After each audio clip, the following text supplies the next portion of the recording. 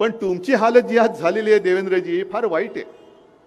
आज चरपडून ते काय बोललेत, हे उद्धव ठाकरे भ्रमिष्ठ झालेत. आधी म्हणाले अमित शहाना कुठल्या तरी खोलीत घेऊन गेले, नंतर म्हणाले देवेंद्रनी शब्द दिला. अहो देवेंद्र, जनाची नाहीतरी मनाची ठेवा, दोन्ही तुम्हाला नाहीये आम्हाला माहिती आहे. लाज लज्जा सोडलेला कोडगा माणूस आहे.